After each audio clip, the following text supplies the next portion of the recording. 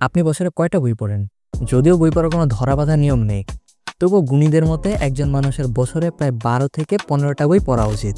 আর বাংলাদেশের মানুষ বছরে গড়ে প্রায় 2.75টা বই পড়ে থাকে। যদিও এসব রিসার্চ খুব বেশি অ্যাকুরেট হয় না, তবু আমাদের বই পড়ার প্রতি আগ্রহ কমে যাওয়ার প্রমাণটা বইমেলাতে গেলেই পাওয়া যায়। আগে বইমেলা নিয়ে প্রচুর এক্সাইটমেন্ট দেখা যেত। পেপার পত্রিকায় বইয়ের তালিকা দেখে সবাই নিজের পছন্দ মতো বই কিনতে বইমেলায় যেত। অনেকের কাছে টাকা না থাকলে স্টলে দাঁড়িয়ে নিজের পছন্দের বই শেষ করে ফেলার প্ল্যানও অনেকে করে ফেলতো। এখন বইমেলার এক্সাইটমেন্ট হয়তো আগের থেকেও বেশি হতে পারে, বাট এই এক্সাইটমেন্টটা সোশ্যাল মিডিয়ার জন্য। ডোন্ট গেট মি রং, এখনও অনেকেই বই পড়ে বা বই কিনে, কিন্তু বেশিরভাগ মানুষই এখন বইমেলায় যায় বই হাতে ছবি তুলতে অথবা রিলস তৈরি করতে। এখনকার মানুষের এই বই পড়ার প্রতি অনীহার সবচেয়ে অবভিয়াস কারণ মোবাইল কিংবা টেকনোলজি ছাড়াও আরও বেশ কিছু কারণ আছে, যা এই ভিডিওতে আমরা আলোচনা করব। সবার আগে অবভিয়াস কারণটা দিয়ে শুরু করি, টেকনোলজি।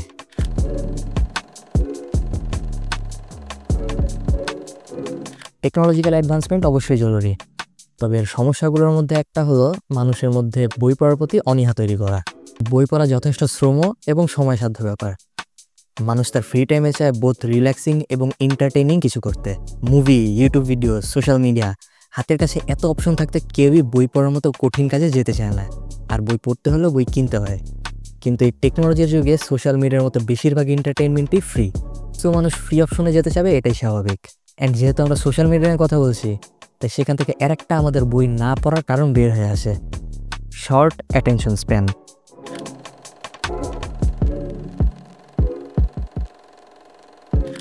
সংক্ষিপ্ত মনোযোগ।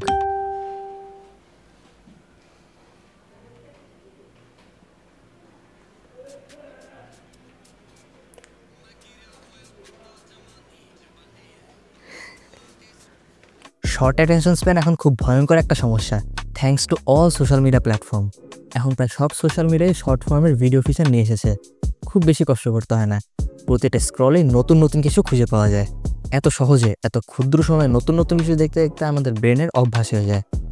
সো স্বাভাবিকভাবে আমরা কোনো কাজ করতে গেলে সেই কাজে ভালো মতো মনোযোগ দিতে পারি না, কারণ রিলসের মতো কোনো কাজেই এত দ্রুত নতুনত্ব পাওয়া যায় না। আর বই পড়া তো অনেক সময়সাধ্য ব্যাপার। এত সময় এক জায়গায় মনোযোগ দেওয়া আমাদের জন্য প্রায় অসম্ভব হয়ে গিয়েছে, তাই আমাদের মধ্যে থেকে বই পড়ার অভ্যাসটাও নষ্ট হয়ে গিয়েছে।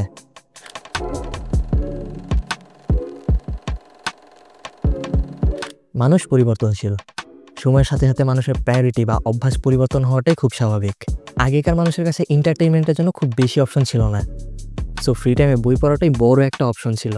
কিন্তু এখন video games, movies, YouTube videos এন্টারটেইনমেন্টের জন্য খুব সহজলভ্য একটা অপশন। তাই সবাই বই পড়া থেকে সরে গিয়ে মডার্ন এন্টারটেইনমেন্টের দিকে চলে এসেছে। এখন মানুষ ফিকশনাল বই না পড়ে মুভি, সিরিজ কিংবা অ্যানিমে দেখছে। নন ফিকশনাল বই না পড়ে ইউটিউবে ইনফোটেইনমেন্ট টাইপের ভিডিও দেখছে। আমাদের প্রেফারেন্সের চেঞ্জের কারণে আমরা বই পড়া থেকে দূরে সরে গিয়েছি।